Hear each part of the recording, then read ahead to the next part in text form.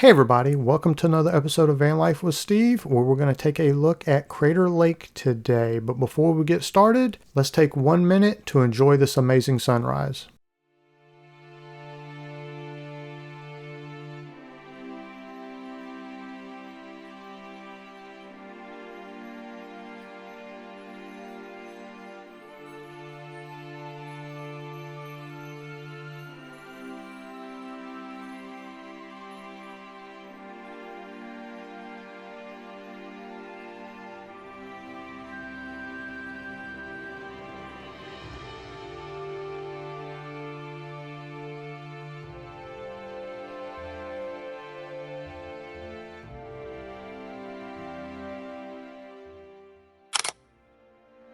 Wasn't always happy with a lot of the sunrises and sunsets that I missed during my trips, but I think we nailed that one. And the golden hues as the sun rose above Crater Lake just created some amazing colors over the caldera there. We're going to get things started here by hiking down to the lake shore on the Cleetwood Cove trail. I inexplicably didn't film any footage while I was driving the van, so we're not going to have that for transitions. Crater Lake was established in 1902 by President Theodore Roosevelt. The park only sees about 500,000 visitors per year, and it was established to protect the aforementioned Crater Lake, which resides in the caldera of Mount Mazama and the surrounding area. Crater Lake is the deepest lake in the United States at a maximum depth of 1,949 feet. That makes Crater Lake the 10th deepest lake in the world,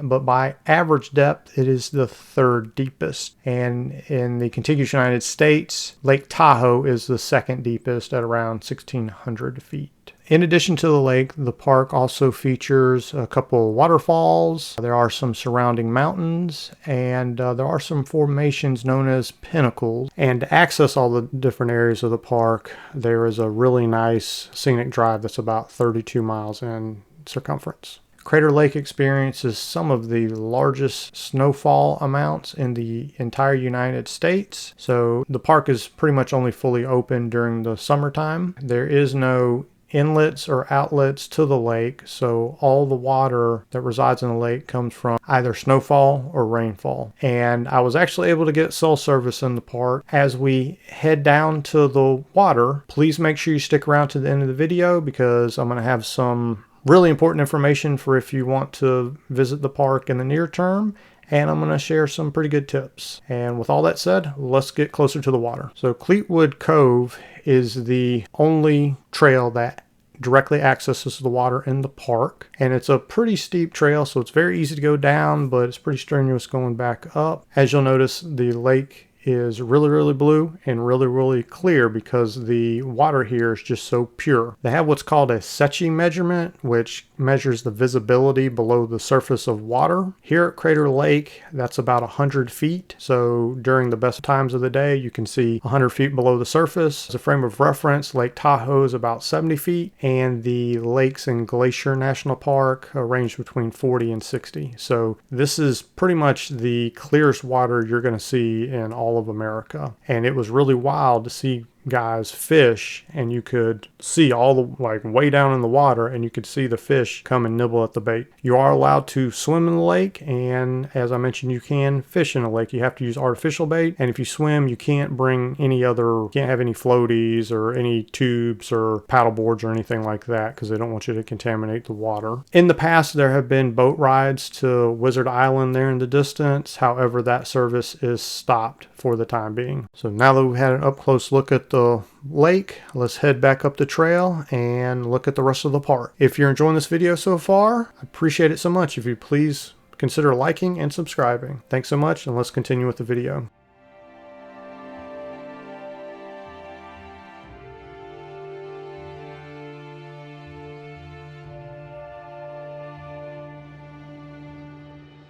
So in the distance there, that's an up-close look at Wizard Island, which is a cinder cone formation that was formed by later eruptions that occurred following the collapse of Mount Mazama.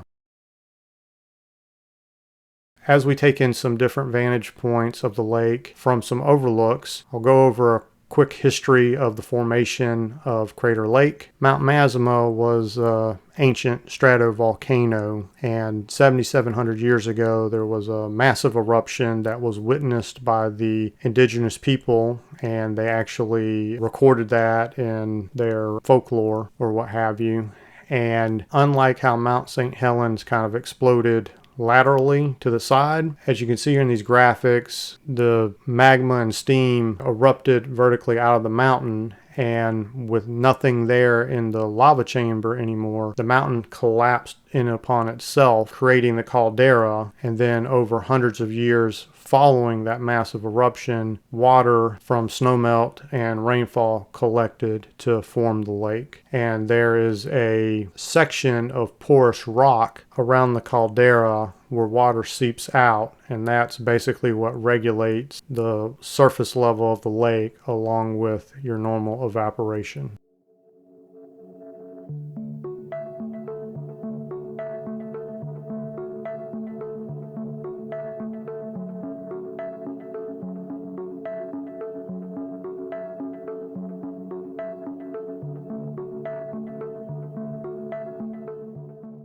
This overlook offers a good view of what they call the Phantom Ship, which is one of the older formations in Crater Lake.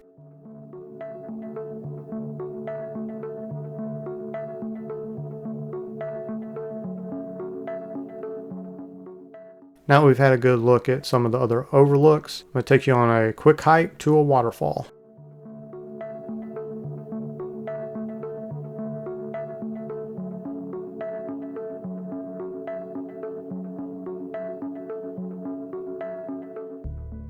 Here's Plaikni Falls, and this trail is actually one of the newer trails at Crater Lake. Most people actually didn't know about this waterfall until recently.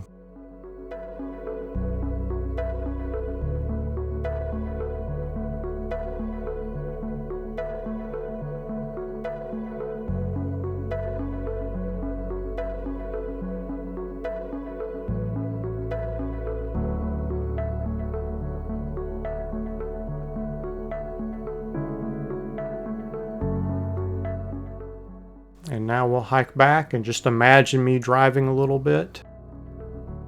We'll have a quick look at the Pinnacles section of the park. These were created from when hot gas rose through pyroclastic flows and then hardened.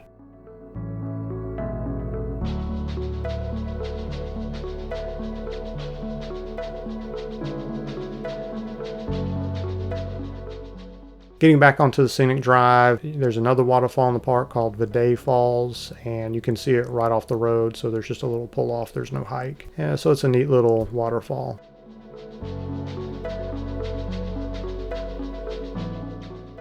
Okay, now that we've pretty much completed the scenic drive, here's a look at the Crater Lake Lodge, which is located in the Rim Village. And my overall recommendation for the park is, while this park does feature pretty much all the elements of a really good national park, and it's a good park, has a scenic drive, unique geological feature, magic moment, crowds are manageable, you got good cell service, and you can boondock easily outside of the park. I'm going to have to say that this is not a destination park. You're going to have to combine it with seeing other locations in Oregon, or combining it with seeing like Lassen Volcanic in California and Redwood in California or something like that. Sunrise here is phenomenal, one of the best sunrises in all the National Park Service. But outside of that, I just didn't think there was enough variety in the other areas of the park. So again, it's nice, but combine it with other things if you want to make a trip out of this. For tips, the main thing you need to know is they're planning construction on that Cleetwood Cove trail, and so it'd be kind of hard to recommend coming to this park if you can't actually go down to the water. So make sure that Cleetwood Cove is open before you come here. And you also want to probably check on the availability of the boat service, because it says it's not going to be available until after 2026. So you want to check that out. has 4 seasons. The park is open year round, but the scenic drive is basically only open from June-ish to November 1st, depending on snowfall. So that's where you kind of want to plan your trip. Your top hikes are going to be Cleetwood Cove, which I showed you, Mount Scott, Plaikni Falls, and the Watchman. And your top overlooks are going to be the Watchman Overlook, Cloud Cap Overlook, Phantom Ship Overlook. And Watchman Overlook is where we saw the sunrise. So if you want, you can get through the scenic drive probably in a couple hours. So a day is really all you need to explore most of the park. However, if you want to tackle some strenuous hikes, you may only want to do one of those a day or so, so maybe a couple of days, but this is a pretty easy part to get through. As we saw, the best spot for sunrise is going to be the Watchman Overlook, or if you want to hike all the way up to the top of the Watchman, see it there, and then sunset would probably be from Cloud Cap Overlook. And as I mentioned, boondocking is pretty easy as long as you're outside of the park. There's actually a rest stop that's not all that far from the national park, so it's pretty easy. Now it's time to move on to the next adventure. I want to thank you so much for joining me for this video, and I'll catch you in the next one. Thanks and take care. Bye.